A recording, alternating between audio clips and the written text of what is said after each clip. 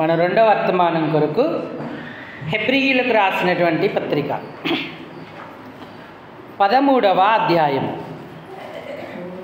Hebrew పత్రిక 13వ అధ్యాయం 20-21 వచనాలు కలిసి ఉన్నవి. మనందరం కూడా ఆ వచనాలను కలిసి చదువుకుందాం. హెబ్రీ పత్రిక 13వ అధ్యాయము 20-21 వచనాలు. అందరూ నాతో పాటే కలిసి చదవండి.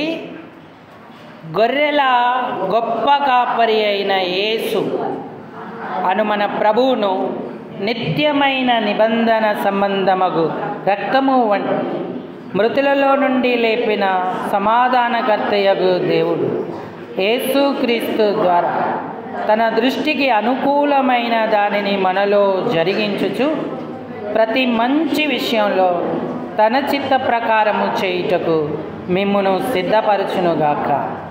యేసు క్రీస్తు యుగయుగములకు మహిమ కలుగునుగాక. ఆమేన్. నాతో చెప్పండి అందరూ. ప్రతి గట్టిగా చెప్పాలి, అందరికీ వినబడాలి. ప్రతి మంచి విషయములలో తన చిత్త ప్రకారం చేయుటకు మిమ్మును దేవుడు సిద్ధపరచునుగాక. చాలండి. చదువుకున్న ఈ లేఖన భాగం చేరి రాగలిగిన మన హృదయాలకు ఈ మధ్యాహ్న కాల సమయం దేవుని ప్రసన్నత ప్రత్యక్షతలను అనుభవించుటకు హెచ్చరికగా, పురికొల్పుగా, ఆశీర్వాదకరంగా, దీవెనకరంగా ప్రేమగల దేవుడు చేయునుగాక. ఆమేన్. ప్రభు ప్రజలారా, ప్రభునందున్నటువంటి ప్రియమైన వారులారా, మనం దేవుని యొక్క వాక్యాన్ని కొంత ధ్యానపూర్వకంగా ఆలోచన చేద్దాం. యేసు ప్రభువే రక్షకుడు అని, పాపుల కొరకు ప్రాణం పెట్టిన దేవుడని మనందరికీ తెలుసు. ఒకవేళ ఇంకా ఎవరైనా గ్రహించకపోతే, ఆయనను అంగీకరించకపోతే ఇదే అనుకూలమైన సమయం. నేడు రక్షకుడు మీ కొరకు పుట్టి ఉన్నాడు అన్నాడు. దావీదు పట్టణమందు ఈయన ప్రభు అయిన క్రీస్తు అని దేవుని వాక్యం సెలవిస్తూ ఉంది. రక్షకుడు మన పాపముల నిమిత్తమై ప్రాణం పెట్టడానికి ఈ లోకానికి వచ్చాడు. చనిపోయి 3వ దినాన ఆయన శిలువ మీద మన అందరి పాపముల నిమిత్తమై ప్రాయశ్చిత్తమైపోయాడు, తిరిగి లేచాడు. ఇదే సువార్త. మరి ఈ దినాల మధ్య క్రిస్మస్ సందేశం ప్రతి స్థలములో కూడా వినబడుతూ ఉంటుండగా, నీవు సొంత రక్షకుడిగా, దేవుడిగా ఆయనను మీరు అంగీకరించాలని దేవుడు కోరుతా ఉన్నాడు. రక్షణ లేకపోతే ఇప్పుడే ప్రభువును అంగీకరించు, పాపక్షమాపణ పొందు, నరకము నుంచి విమోచింపబడతావు. ఒకవేళ రక్షింపబడి ఉంటే, దేవుని పిల్లలమై ఉంటే, మనం ఒక సంగతిని చాలా నిశితంగా గుర్తించాలి. నా వైపు చూడండి. చాలా జాగ్రత్తగా దాని మీద మన మనసు పెట్టాలి. మనం చదువుకున్నాం, ప్రతి మంచి విషయములో, నీ చిత్త ప్రకారం కాదు, నా చిత్త ప్రకారం కాదు, లేదా మరొకరి చిత్త ప్రకారం కాదు, దేవుని చిత్త ప్రకారం చేయుటకు ఆయన మిమ్మును సిద్ధపరచునుగాక అన్నాడు. మంచిదే కదా అని చేయడానికి లేదు. మంచిది అనుకున్నదంతా దేవుని చిత్తం కాదు. అందులో దేవునికి వ్యతిరేకమైనవి కూడా ఉంటాయి. అందుకే ప్రతి మంచి విషయంలో కూడా నువ్వు దేవుని చిత్త ప్రకారం జీవించాలి. యేసుక్రీస్తుకు యుగ యుగములు మహిమ కలుగునుగాక అన్నాడు. మరి దేవుని చిత్త ప్రకారం జీవించి, అది కూడా మంచి విషయాల్లో కూడా ఆయనకు మహిమ కలగజేసే వారంగా ఉండాలి. అప్పుడు అందులో 2 విషయాలు ప్రాధాన్యతను సంతరించుకుంటాయి. దేవునికి మహిమ వస్తుంది అనుకున్న విషయాలు మర్యాదగా ఉంటాయి, క్రమముగా ఉంటాయి. 1 కొరింథీ పత్రిక 14వ అధ్యాయము 40వ వచనం. 1 కొరింథీ పత్రిక 14:40. కాబట్టి నా సహోదరులారా, ప్రవచించుట ఆసక్తితో అపేక్షించుడి. అవన్నీ వదిలేయమ్మా, 40వ వచనం చదువు. సమస్తమును మర్యాదగాను, నాతో చెప్పండి, సమస్తమును, గట్టిగా చెప్పాలి, సమస్తమును. కొన్నా అన్యా? సమస్తం అంటే కొన్నా అన్యా? అన్నీ కదా. సమస్తమును ఎలా జరగాలన్నాడు? మర్యాద. మర్యాద. దేవునికి నువ్వు మహిమ కలగజేయాలంటే నువ్వు చేసే మంచి విషయాలలో దైవ చిత్త ప్రకారంగా ఉండాలంటే అందులో మర్యాద ఉండాలి. మర్యాదగా చేయకపోతే అది దేవునికి మహిమ కలగజేయదు. రెండవది అన్నాడు, క్రమముగాను జరగనీయుడి అన్నాడు. క్రమము లేదనుకోండి, అందులో కూడా దేవునికి మహిమ ఉండదు. కాబట్టి మర్యాదగా క్రమముగా జరిగే మంచి విషయాలలో దైవ చిత్తాన్ని మనం అన్వేషించి దాని ప్రకారంగా మనం ముందుకు వెళ్ళాలి. ఈనాడు మన వ్యక్తిగత కుటుంబ సంఘ జీవితాలలో అలాంటి మహిమను ఆయనకు ఆపాదిస్తున్నామా? దేవుని బిడ్డలముగా ఎంతవరకు ఆయనను గణపరుస్తూ ఉన్నాం? మర్యాద లేని చోట ప్రభువు ఉండడు, క్రమము లేని చేట ఆయన ఉండడు. ఆయన ఆదరణకే కర్త కానీ అల్లరికి కర్త కాడు అన్నాడు. అంతేకాదు, మీరేం చేసినా దేవుని మహిమ కొరకు చేయుడి అన్నాడు. 1 కొరింథీ పత్రిక 10వ అధ్యాయం 31వ వచనం. కాబట్టి మీరు భోజనము చేసినను పానము చేసినను మీరేమి చేసినను సమస్తమును. ఎంత చిత్రం అండి! భోజనం చేస్తే దేవునికి మహిమ వస్తుందా? పానం చేస్తే మహిమ వస్తుందా? మిగతా విషయాలు ఇక్కడ ప్రస్తావించలేదు, కానీ ఎస్పెషల్గా భోజనము చేసినను పానము చేసినను సమస్తమును మీరేమి చేసినను దేవుని మహిమ కొరకు చేయుడి అన్నాడు. నువ్వు భోజనం చేసేటప్పుడు మర్యాదగా చెయ్యి, క్రమముగా చెయ్యి. ఆ సంఘంలో కావచ్చు, ఫంక్షన్కి వెళ్ళినప్పుడు కావచ్చు, ఇంటి దగ్గర కావచ్చు. దేవునికి మహిమ కలగాలంటే భోజనము పానమును కూడా ఎందుకు ప్రత్యేకంగా ఎంచుకున్నాడంటే చాలామందికి ఆ భోజనం ఉరేవుతుంది.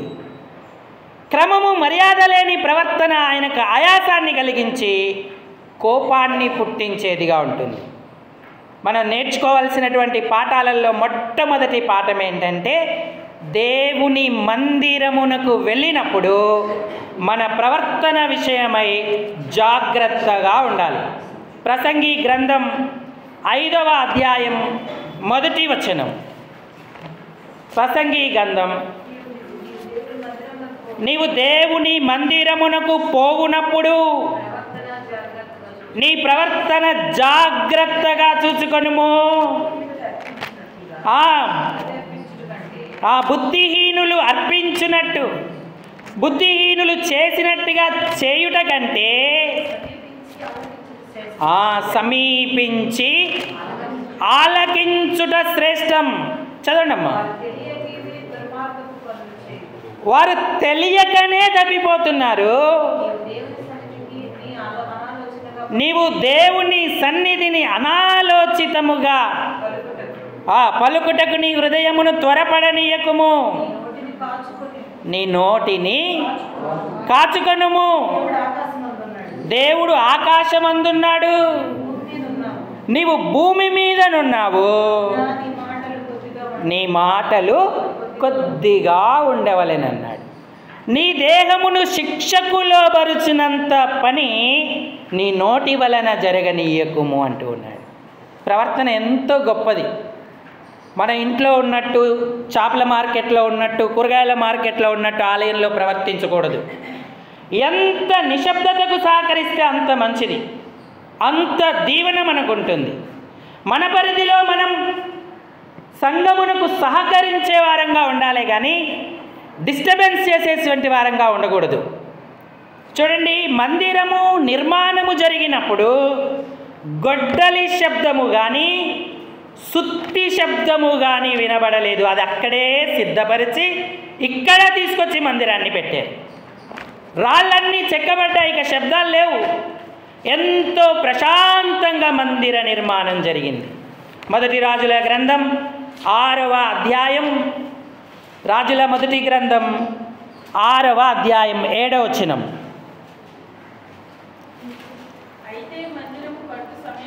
అయితే మందిరము కట్టు సమయమున అది ముందుగా సిద్ధపరిచి తెచ్చిన రాళ్లతో కట్టబడెను. మందిరము కట్టు స్థలమున సుత్తి, గొడ్డలి మొదలగు ఇనుప పనిముట్ల ధ్వని ఎంత మాత్రమును వినబడలేదు. నాతో చెప్పండి, మందిరము కట్టు స్థలమున ఏ ధ్వనియు ఎంత మాత్రమును వినబడలేదు. అంటే ఎంత పిన్ డ్రాప్ సైలెంట్గా వారి మందిరాన్ని కట్టారు. అది అక్షరార్థమైన మందిరమే, కానీ ఇప్పుడు పరిశుద్ధాత్మ దేవుడు కడుతున్న మందిరము ఆత్మ సంబంధమైన మందిరం. మీరును సజీవమైన రాళ్ళ వలె ఉండి ఆత్మ సంబంధమైన మందిరముగా కట్టబడుతున్నారు అన్నాడు పేతురు. నువ్వు సుత్తి శబ్దం, గొడ్డలి శబ్దం చేయొద్దు. అంటే అర్థం ఏంటంటే లోకస్తుల వలె ఆలయంలో ప్రవర్తించొద్దు. ఎంత నిశ్శబ్దతకు సహకరిస్తావో అంతగా దేవుని ప్రసన్నతను పొందుతావు. ఆ మందిరములో ఒక రాయివై దేవుని యొక్క ఏర్పాటును నెరవేర్చుకునేవాడవుగా ఉంటావు. కాబట్టి ఆలయం ఎంత ప్రశాంతమైనది, ప్రసన్నమైనది. ఏలియా ఉరుము శబ్దంలో దేవుడు మాట్లాడతాడేమో అని చూశాడు. భూకంపం వచ్చింది, అక్కడ మాట్లాడతాడేమో అని చూశాడు. శిలలు చిన్న భిన్నాలయ్యాయి, అక్కడ మాట్లాడతాడనుకున్నాడు. కానీ ఆ తుఫాన్ అంతా పోయి ప్రశాంతత ఏర్పడినప్పుడే దేవుడు మాట్లాడాడు. మిక్కిలి నిమ్మలమైన స్వరం, ఏలియా ఏలియా ఇచ్చట నీవేమి చేయుచున్నావని అతన్ని అడిగింది. ఈనాడు ఆలయం లేదా మందిరం ఆత్మ సంబంధంగా కట్టబడతా ఉంటుంటే మనం ఎంత సహకరిస్తున్నాం. చాలా ప్రశాంతంగా మందిరాన్ని ఉంచాలి. అప్పుడే దైవిక నడిపింపు సేవకులకు దొరుకుతుంది. వాక్యం విన్నవారు ఉజ్జీవింపబడతాడు. రక్షణ లేకపోతే రక్షణ పొందుతారు. ఏ ఏ విషయాలలో సరి చేసుకోవాలో ఆ విషయాల్లో సరి చేసుకుంటూ ఉంటారు. అంత శ్రేష్ఠ వాతావరణాన్ని మనంతటా మనం ఏర్పరచుకోగలిగితే ఎంతో ధన్యులమవుతాం. అందుకే జీవము గల దేవుని సంఘంలో జనులు ఎలాగూ ప్రవర్తింపవలెనో తిమోతి నువ్వు వారికి తెలియజేయి అని తిమోతితో పౌలు గారు చెప్తూ వచ్చారు. మాట్లాడే విషయం, శబ్దాల విషయం జాగ్రత్తగా ఉండాలి. రావడమే ఆలస్యంగా వస్తాం. ఆ చైర్నీటు ఈ చైర్నీటు లాగుతూ ఉంటాం. ఉన్న చైరును నిశ్శబ్దంగా పక్కన పెట్టి కూర్చోలేవా? ఎందుకు ఇంకా శబ్దాలు? అసలు ఆలయానికి రాగానే మొట్టమొదట ఏం చేస్తారు? మీరు ఏం చెయ్యాలి? ఆలయంలో అడుగుపెట్టిన తర్వాత మీరు ఏం చేస్తారు? మొట్టమొదట మోకరించి ప్రార్థన చేయాలి. ప్రభా, ఈ వారమంతా కాపాడాడు, ఈ వారమంతా నేను నీ సన్నిధి దూరంగా ఉన్నా, కానీ నీ ఇంటికి నన్ను తెచ్చావు, నీకు కృతజ్ఞతలంటి మోకరించి ప్రార్థించుకొని నీ చైర్లో నువ్వు కూర్చో. అయ్యా నాకు కాళ్ళ నొప్పులు, మోకాళ్ళ నొప్పులు, షుగరు, బీపీ అంటావా? ప్రశాంతంగా రా. నువ్వు మోకరిల్లక్కర్లేదు, కనీసం నువ్వు కూర్చునే స్థలంలో శబ్దము రాకుండా కూర్చో. మనోపూర్వకంగా ప్రభువును తలంచుకొని ప్రార్థించు. అలా ప్రార్థించుకున్న తర్వాతనే నువ్వు కళ్ళు తెరువు. ఆలయానికి రావడం, అటు ఇటు తిరగడం, కూర్చున్న దగ్గర నుంచి 10 సార్లు లేవడం, ఇది దేవుని పిల్లలకు క్రమము కాదు, మర్యాద కాదు. ఒక్కసారి కూర్చున్నామంటే మనం లేకూడదు. ఒకవేళ ఏదైనా బలహీనత వస్తే తప్ప, అత్యవసర పరిస్థితి ఏర్పడితే తప్ప మనం లేవకూడదు. ఇతరులకు అభ్యంతరకరంగా ఉండద్దు. అలాగే మీ సెల్ ఫోన్లు అన్నీ స్విచ్ ఆఫ్ చేయాలి. అసలు సెల్ ఫోన్ తీసుకురాకుండా ఉంటేనే మంచిది. ఒకవేళ తీసుకొచ్చారా, సైలెంట్లో పెట్టాలి, జేబులో పెట్టాలి. ఇక దాన్ని ఎత్తకూడదు, చూడకూడదు, దాని గురించి ఆలోచించకూడదు. ఫోన్లు వస్తూ ఉంటాయి, ఎందుకంటే కొన్ని పరిస్థితులు మనకు ఉన్నాయి కాబట్టి. అప్పుడు నువ్వు ఎంతో జాగ్రత్తగా మెల్లిగా లేచి బయటికి వెళ్ళి ఆ ఫోన్ మాట్లాడాలి. ఆవరణను, మందిరాన్ని ఎవరైతే ఈలాగు ప్రశాంతంగా ఉంచుతారో, వారి ప్రవర్తన కాపాడుకుంటారో వారు ధన్యులవుతారు. తర్వాత దేహానికి శిక్ష కలుగుతుంది. అయ్యో పొరపాటున జరిగిందని అనుకుంటే ప్రయోజనం ఏమీ ఉండదు. నువ్వు దేవుని మహిమ కొరకు జీవించాలంటే మర్యాదను, క్రమాన్ని విడిచిపెట్టకూడదు. ఇది మొదటి సంగతి. అది జాగ్రత్తగా కూర్చోవాలి, జాగ్రత్తగా మాట్లాడాలి, జాగ్రత్తగా ఆలయంలో వ్యవహరించాలి. ఇది మన ప్రవర్తనకు సంబంధించిన సంగతి. ఎందుకంటే సంఘం ఆయన శరీరం. ఇది రెండవ సంగతి. సంఘంలో ఎలా ప్రవర్తించాలో మొదట నేర్చుకోవాలి. రెండవది, సంఘము ఆయన శరీరము అని గుర్తించాలి. ఎఫెసీలకు రాసినటువంటి పత్రిక మొదటి అధ్యాయం చివరి వచనం చదవండి. మొదటి అధ్యాయంలో 23వ వచనం. ఆ సంఘము ఆయన శరీరము. సంఘం ఎవరండి? నాతో చెప్పండి. సంఘము. గట్టిగా చెప్పాలి, మీరు చాలా నీరసంగా చెప్తున్నారు. సంఘము ఆయన శరీరము. సంఘమునకు క్రీస్తే శిరస్సై ఉన్నాడు. మరి ఆయన శరీరమైన మనం అవయవములుగా ఉన్నాం. అలాంటప్పుడు మనము ఎలా ప్రవర్తించాలో, దేవుని సంఘమైన శరీరం అని మనం గుర్తిస్తే ఎలా ఉండాలో తెలుసుకోవాలి. ఇప్పుడు శరీరము అంటే ఒక్క అవయవమే ఉండదు. శరీరములో అనేక అవయవాలు ఉన్నాయి. కన్ను, కాలు, చెయ్యి, కడుపు, మరి ఇలా పలు రకాలైనటువంటి అవయవాలు ఉన్నాయి. ఈ అవయవాలన్నింటినీ కలిపి శరీరం అంటాం. అలాగే క్రీస్తు సంఘంలో మనం కూడా అనేకులం ఉన్నాం. అనేకులమైన మనం ఒక్క శరీరముగా పిలువబడుతూ ఉన్నాం. కొరింథీయులకు రాసిన మొదటి పత్రిక 12వ అధ్యాయం 12వ వచనం చదవండి. ఎలాగూ శరీరము ఏకమై ఉన్నను, అనేకమైన అవయవములు కలిగి ఉన్నదో,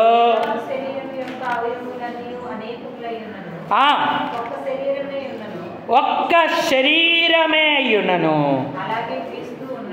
అలాగే క్రీస్తు ఉన్నాడు. ఇక అందరం ఆ శరీరములో అవయవములుగా ఉన్నాము అన్నాడు. 14వ వచనంలో అన్నాడు, శరీరం ఒక్కటే అవయవముగా ఉండక అనేక అవయవములుగా ఉన్నాయి. ఆ 15వ వచనం, నేను చెయ్యిని కాను గనుక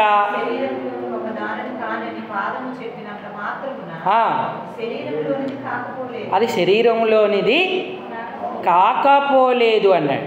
నేను కన్నును కాను గనక శరీరములోని దానను కానని చెవి చెప్పినంత మాత్రాన మన శరీరములోనిది కాకపోలేదు. శరీరమంతా కన్నే అయితే వినుట ఎక్కడా? అంతా వినుటే అయితే చూచుట ఎక్కడ? అంటే శరీరానికి ఎన్ని అవయవాలు ఉన్నాయో సంఘములో పలు రకాలైన అవయవాలు ఉన్నాయి అన్నాడు. నీవు నేను అవయవముగా దేవుని సంఘంలో చేర్చబడ్డాం. వీరు నాకు అక్కర లేదు, వారు నాకు అవసరం లేదు అని మనం ఎప్పుడూ చెప్పకూడదు. శరీరం అంతా నీకు ఎలాగ అవసరమో సంఘం అంతా మనకు అవసరం. ఒకరు కన్ను అయితే మరొకరు కాలు అవుతారు, ఒకరు చెవి అవుతే మరొకరు ముక్కు అవుతారు. ఆ అవయవాలకు వేరు వేరు పనులు ఎలాగున్నాయో మనకు కూడా అలాంటి పనులే ఉంటాయి. అందరూ ఒకలా ఆలోచించరు, ఒకలా ప్రవర్తించరు. అలాగని నాలాగా వీరు ఉండలేదే, నాలాగా వీరు లేరే అని వాళ్ళను ధృవీకరించుకోకూడదు.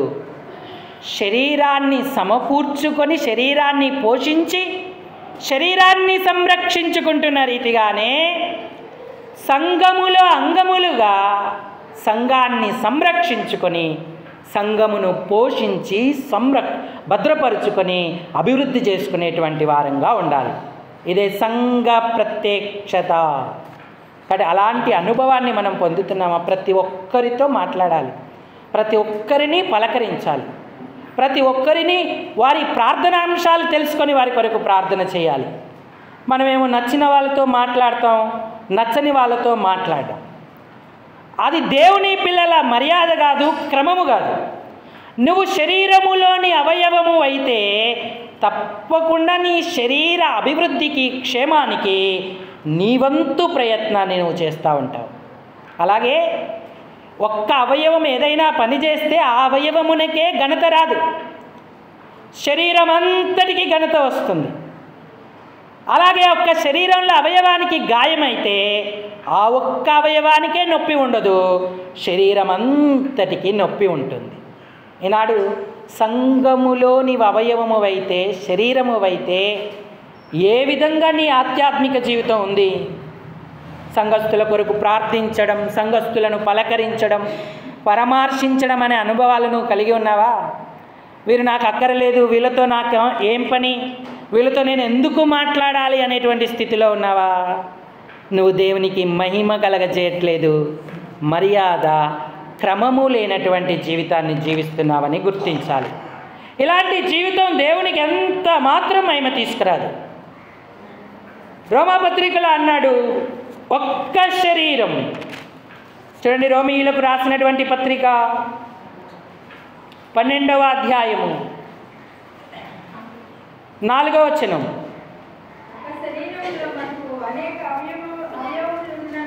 ఒక్క శరీరములో మనకు అవయవములుండినను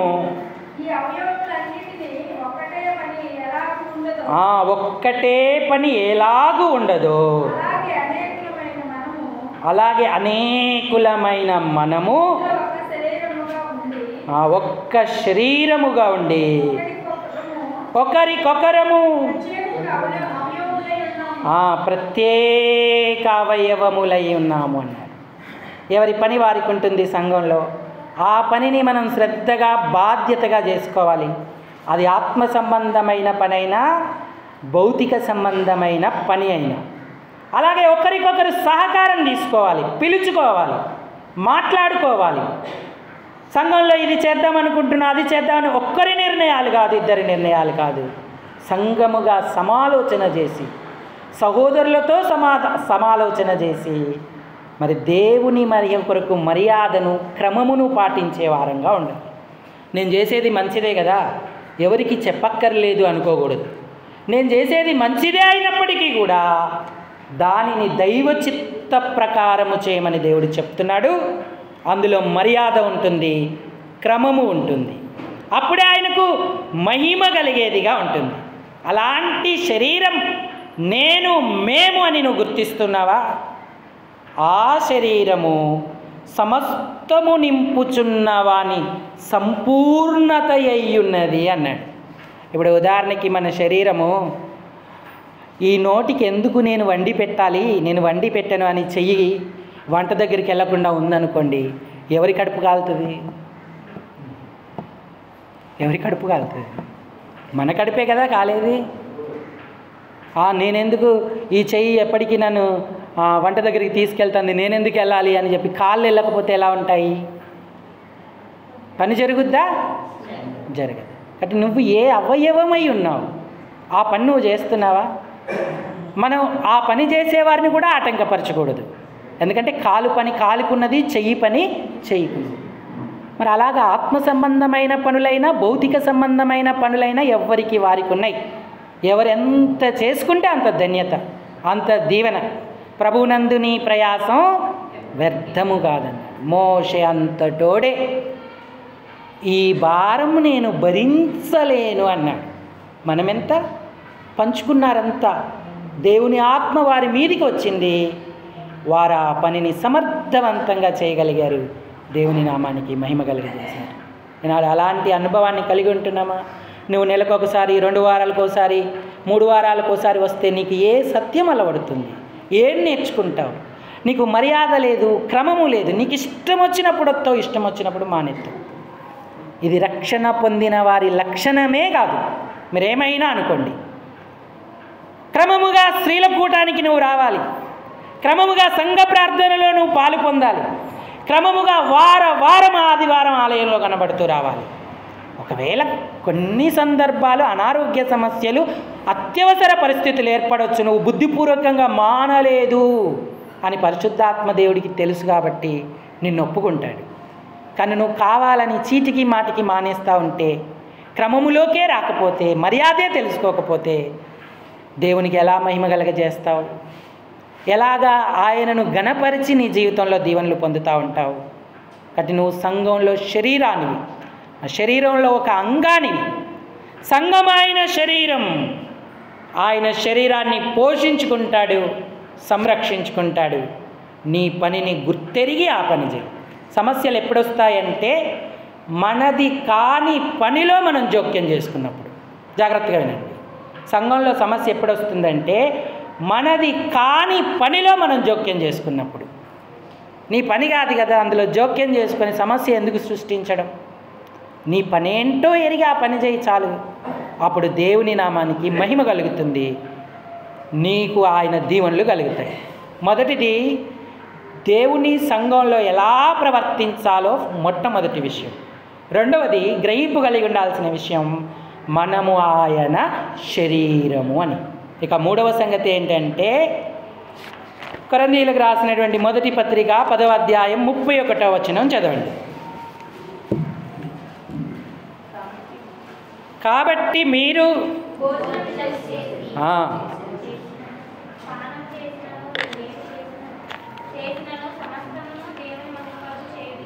భోజనము చేసినను పానము చేసినను అన్నాడు. ఇక్కడ మనం మరో విషయం గుర్తించాలి, ఏంటంటే దేవుని సంఘం భోజనము చేసిన పానము చేసిన అన్నాడు. మర్యాద క్రమం ఉంటే ఈ ఆహార విషయాలలో ఎంతో దీవెన ఉంటుంది. ఆదిమ సంఘములో కూడా ఆహారాన్ని పంచిపెట్టారు. అక్కడ కూడా అభ్యంతరము ఆరంభమైంది. కానీ అభ్యంతరము వచ్చిందని పరిచర్య వాళ్ళు మానలేదు. అభ్యంతరములు రాక తప్పవు, కానీ ఎవని వలన అభ్యంతరము వచ్చునో వానికి శ్రమ అన్నాడు. నువ్వు ఆ శ్రమకు పాత్రుడవు, పాత్రురాలు కావద్దు. అభ్యంతరాలు సాతాను కలగజేస్తాడు, వాడికి చోటు ఇవ్వద్దు. అయితే భోజనము చేసిన పానము చేసిన దేవుని మహిమ కొరకు చేయడం. సంఘములో ప్రేమ విందు ఇంట్లో ఉన్న వారి కొరకు సిద్ధపరచట్లేదు. జాగ్రత్తగా వినండి. సంఘములో ప్రేమ విందు ఇంట్లో ఉన్న వారి కొరకు సిద్ధపరచట్లేదు, ఆలయమునకు వచ్చి సావాసం చేసిన వారి కొరకు సిద్ధపరచబడుతుంది. అది వ్యక్తిగతంగా కావచ్చు, సంఘమే పూనుకొని చేయవచ్చు. కాబట్టి మీరు ఈ డబ్బాల పరిచర్య మానేయాలి. గ్లాసులలో డబ్బాలలో తీసుకెళ్ళొద్దు. ఎందుకు అంటే అది మర్యాద కాదు, క్రమము కాదు, దానివల్ల దేవునికి మహిమ కలగదు. భోజనమును బట్టి ఎవ్వడు దేవుని మెప్పు పొందడు అన్నాడు. కొరింథీయులకు రాసినటువంటి మొదటి పత్రిక, మనము తినినందున ఎక్కువ లేదు, తినకపోయినందున తక్కువ లేదు అన్నాడు. కొరింథీయులకు రాసినటువంటి మొదటి పత్రిక 8వ అధ్యాయము 8వ వచనం చదవండి. భోజనమును బట్టి దేవుని ఎదుట మనము మెప్పు పొందము, తినకపోయినందున మనకు తక్కువ లేదు, తినినందున మనకు ఎక్కువ లేదు. అయితే దేవుని రాజ్యం భోజనము పానము కాదు కానీ నీతి, సమాధానము, పరిశుద్ధాత్మయందలి ఆనందమునై ఉన్నది అన్నాడు. నీతి లేకుండా, సమాధానం లేకుండా, పరిశుద్ధాత్మయందలి ఆనందం పొందకుండా నువ్వు ఎంత భోజనం చేసినా అది వ్యర్థమే. కాబట్టి ఫస్ట్ గుర్తించాల్సిన సంగతి, ఒకవేళ మన ప్రియులు ఇంట్లో ఉండొచ్చు, వాళ్ళకి తీసుకెళ్లాలని ఆశ ఉండొచ్చు, తప్పులేదు. కానీ అదంతా ఎప్పుడు చేయాలంటే అందరూ తిని వెళ్ళిపోయి మందిరంలో పరిచర్య అయిపోయిన తర్వాత, మందిరం అంతా శుభ్రపరిచిన తర్వాత ఇంకా ఏమైనా మిగిలి ఉంటే అప్పుడు నువ్వు తీసుకెళ్ళచ్చు, తప్పులేదు. అర్ధాకలితో సగం మంది వెళ్ళిపోతున్నారు, లేదా అసలు లేక కొంతమంది ఉంటున్నారు. అసలు నీకు ఎలా మనస్సాక్షి ఉంది బాక్సుల్లో పట్టుకెళ్ళడానికి? అది మర్యాదేనా? అది క్రమమేనా? ఎక్కడ నేర్చుకుంటున్నావు? ఎవరు నేర్పారు ఈ సంస్కారం? భోజనము చేసిన, పానము చేసిన ఆయన మహిమ కొరకు చేయడన్నాడు. భోజనం ఎంతో శ్రేష్టం. జాగ్రత్తగా వినండి. ఒక కవి ఏమన్నాడంటే,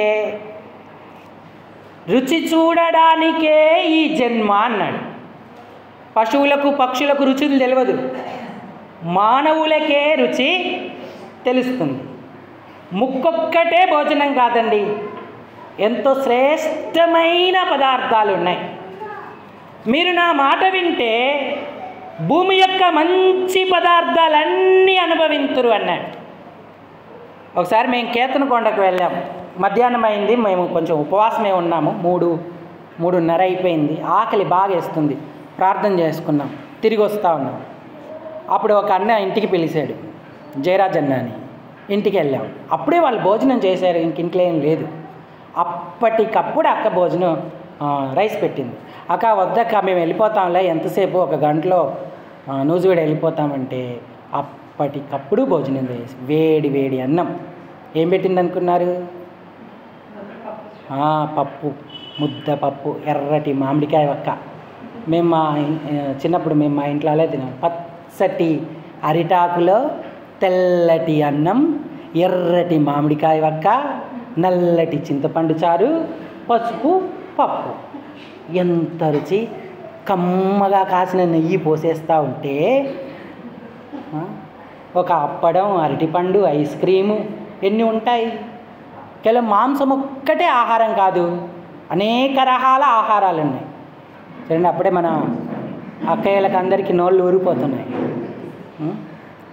కాబట్టి నువ్వు దేని మీద మనసు పెట్టుకుంటున్నావు? ఒక్క పూట కూటి కోసం ఏషావు తన జ్యేష్ఠత్వపు హక్కును అమ్మి వేసుకున్నాడు అన్నాడు. నువ్వు భోజనం చేసేటప్పుడు మర్యాదగా చేయి, క్రమముగా చేయి. అప్పుడు దేవునికి మహిమ కలుగుతుంది.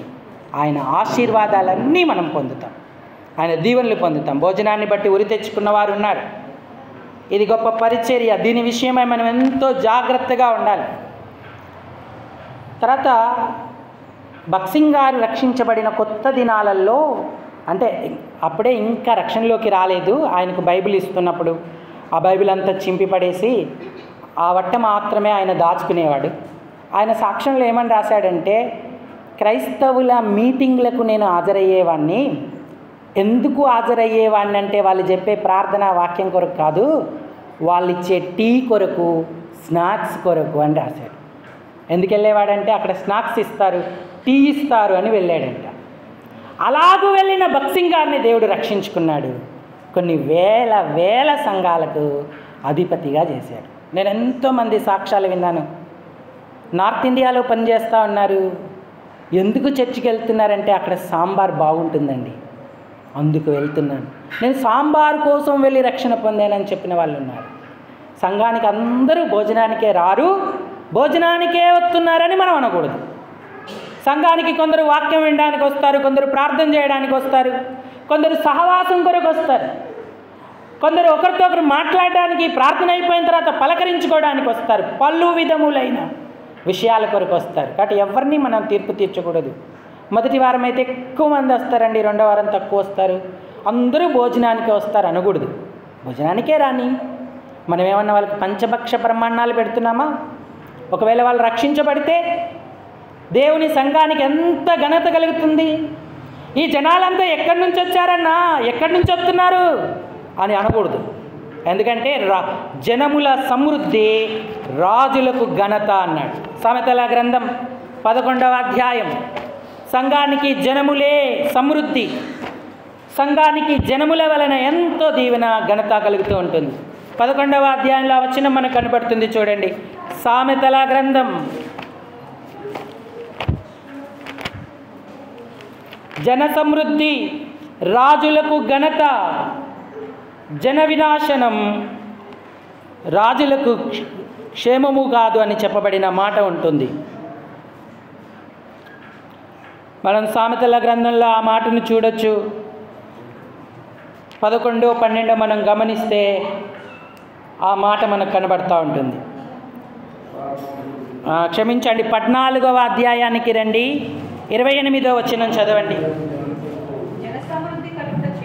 ఆ జన సమృద్ధి కలుగుట చేత రాజులకు ఘనత వచ్చును.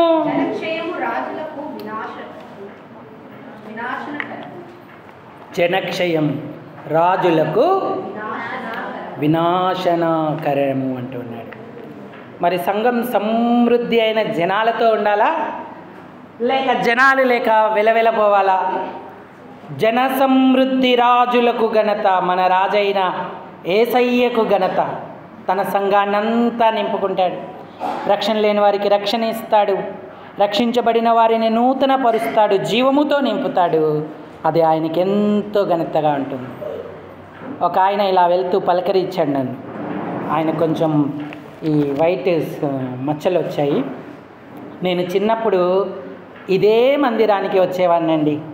ఈ మందిరాన్ని చూసినప్పుడల్లా ఇక్కడికి నా మనసు ఒక భావోద్వేగానికి గురవుతూ ఉంటుంది అని చెప్తూ వెళ్ళిపోయాడు. నన్ను పరిచయం చేసుకున్నాడు, ఆయన కూడా పరిచయం అయ్యాడు. అలాగ దేవుని ఇంటికి వచ్చి ఆయన ఆశీర్వాదాలు దీవెనలు పొందేవారు ఎంతమంది ఉన్నారు. ఇప్పుడు ఆయన ఒక పెద్ద ఆఫీసర్గా రిటైర్ అయి ఉన్నారంట, ఈ నూజివీల్లోనే ఉంటున్నారు. మరి ఆయన ఆశీర్వాదం ఈ స్థలము నుంచి ప్రవహించాలంటే మనం ఎంత మర్యాదగా, ఎంత క్రమముగా మన కార్యక్రమాలను నిర్వర్తించుకోవాలి. భోజనం చేసిన, పానం చేసిన ఆయన మనకు చేయడన్నాడు. పిల్లలు, పెద్దలు, పిన్నలు అందరూ ఆ ఏర్పాట్లో ఉంటున్నారా? దేవుని సత్యాన్ని గుర్తిస్తున్నారా? ఇశ్రాయేలీలు ఈ విషయాలలోనే తప్పిపోయారు, నష్టపడినటువంటి వారిగా ఉన్నారు. మొదట ప్రవర్తన బాగుండాలి. రెండవదిగా సంఘం, శరీరం ఎవరిని తృణీకరించద్దు. అందరూ అవసరం, అందరితో మాట్లాడాలి, అందరినీ పలకరించాలి. మూడవదిగా మనం భోజనం చేసినా, పానం చేసినా, ఇంకేమి చేసినా సరే మర్యాదగా, క్రమంగా చేయాలి. ఆయన మహిమ కొరకు చేయాలి. ఈ మంచి విషయాలే అని మనం అనుకున్నా అందులో కూడా దేవుని చిత్తం ఉంది. ఆ చిత్త ప్రకారం మనం ప్రవర్తించాలి.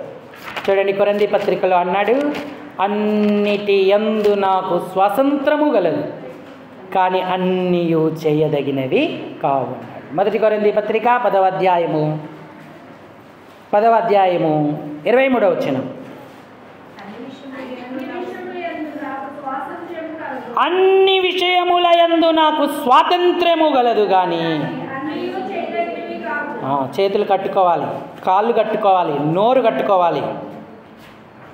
ఎందుకంటే ఎక్కడ స్వాతంత్రం ఉన్నప్పటికీ కూడా తప్పిపోకూడదు. అన్నిటి యందు నాకు స్వాతంత్రం ఉన్నది, కానీ అన్నీ చేయదగినవి కావు. అన్నిటి యందు నాకు స్వాతంత్ర్యము గలదు, కానీ అన్నీయు క్షేమాభివృద్ధి కలగజేయవు అన్నాడు. కాబట్టి ఇలాంటి మంచి అనుభవాన్ని మనం స్థిరపరచుకోవాలి. ప్రార్థనా కూడికలకు వస్తే ఆఖరు వరకు ఉండాలి. ఏదైనా ఒకవేళ అత్యవసర పరిస్థితి ఉంటే 1 వారం 2 వారం వెళ్ళిపోవచ్చు, కానీ మధ్యలో వెళ్ళిపోకూడదు. అంటే మీరు బైబిల్ పట్టుకొని వచ్చేటప్పుడు ఎంతమంది మీ వెనక వస్తారు? ఎవరైనా వస్తారా? మీరు బైబిల్ తీసుకొని వెళ్ళిపోండి, ఎంతమంది వెళ్ళిపోతారు? మన ఉపవాస ప్రార్థనలకు ఒక సహోదరి వెళ్తే ఆ సహోదరి దగ్గర 4 వెళ్ళిపోయారు. ఇది మనకు మర్యాద కాదు, క్రమం కాదు. కూర్చోవాలి. మనం వచ్చేదే ప్రార్థనకు, యాగం. ఆఖరు వరకు అమేన్ అనే శబ్దంతో మనం వెళ్ళిపోవాలి. ఆశీర్వచనంతోనే వెళ్ళిపోవాలి. మిగిలినవేవి ముఖ్యం కాదు, మనకు ప్రార్థనే ముఖ్యం. ఆ ప్రార్థనకు ప్రథమ స్థానం ఇవ్వాలి. తొందరలు ఇతరాత్రమైనవి పెట్టుకొని వెళ్ళిపోకూడదు. రాత్రి నిద్ర రాకపోతే ఏమొస్తుంది? రాత్రులు వచ్చేదే నిద్ర. ఆ నిద్ర ఏదో ఇంట్లో పోయడానికి బదులుగా పిల్లలకు కూడా మందిరాలు అలవాటు చేయాలి. యవనస్తులను తీసుకురారు, చిన్నపిల్లలను తీసుకురారు. చిన్నపిల్లల కారణాలు చెప్పెట్టి పరిస్థితుల్లో మీరు మందిరాలు మానకూడదు. అది దేవుడు ఒప్పుకునే విషయం కాదు. 29వ కీర్తనల గ్రంథం 29. దావీదు చిన్నప్పుడే దేవుని యందు విశ్వాసం పొందాడు. ఎలా పొందాడు? ఆయన తల్లి ఆయనను తీసుకొచ్చింది ఆలయానికి. ఆయన తల్లి ఎప్పుడు తీసుకొచ్చింది ఆయనను ఆలయానికి? స్తన్యపానము చేయుచుండగా.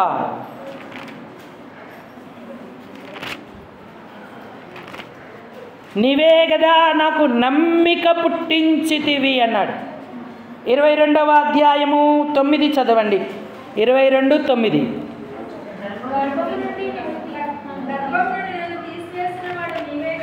గర్భము నుండి నన్ను తీసిన వాడవు నీవే కదా. ఎక్కడమ్మా? నేను నా తల్లి యొద్ద స్తన్యపానము చేయుచుండగా నీవే కదా నాకు నమ్మిక. గర్భవాసి అయినది మొదలుకొని నాకు ఆధారము నీవే. నా తల్లి నన్ను కన్నది మొదలుకొని నా దేవుడవు నీవే. అందరినీ, పిల్లలు, యవ్వనస్తులు అందరినీ తీసుకురావాలి. మనము రావడమే ఆలస్యం, ఇంకా వాళ్ళని ఎక్కడ పట్టుకొని వస్తాం? మరి దావీదు లాంటి బిడ్డలు, దావీదు లాంటి కుమారులు కావాలనుకుంటే మనం ఈ అలవాటు వారికి చేయాలి. చిన్నప్పుడే దేవుని వాక్యం వారి హృదయంలో పడాలి. సమూయేలు పిల్లవాడప్పుడే తల్లి మందిరంలో విడిచిపెట్టింది, పాలు మాన్పించింది, మందిరానికి ఇచ్చేసింది, అంతే. దేవుడు దర్శించాడు. దాను మొదలుకొని బెయేర్షెబా వరకు గొప్ప ప్రవక్తగా ఎదిగాడు. దేవుని కార్యాలను నెరవేర్చాడు. ఈనాడు మన పిల్లలు లోకంలో నశించొద్దు, ప్రభువులో బలపడాలి, మన కుటుంబాలు బలపడాలి. దేవుని మహిమ కొరకు ప్రతి మంచి విషయంలో ఆయన చిత్త ప్రకారం చేయాలి. ఒకటి మందిరంలో ప్రవర్తన, రెండవది మన ఆధ్యాత్మిక జీవితంలో శరీరము అనే గ్రహింపుతో, మూడవది భోజనం చేసిన, పానము చేసిన. కాబట్టి 3 విషయాలను దేవుడు దీవించునుగాక. అట్టి కృప ప్రభు మనకు అనుగ్రహించునుగాక. అందరూ తలలు వంచి కళ్ళు మూసుకోండి, మనం ప్రార్థనలోకి వెళదాం.